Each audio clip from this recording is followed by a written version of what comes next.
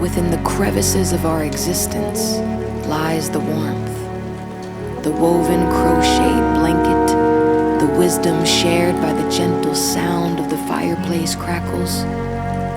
As the wood burns and the aromas of our past intertwine with the dreams of tomorrow, we find ourselves in that moment, ignoring the cold that knocks on our door and the breeze that seeps in from the window. Snuggled with the pillows of the now, we exchange a knowing, innocent glance, a spark that could melt the frozen silence. How many times have you found yourselves caught up in everything else but this very instance? So here's a reminder to stay in the four walls of the present, because it's the biggest gift there is.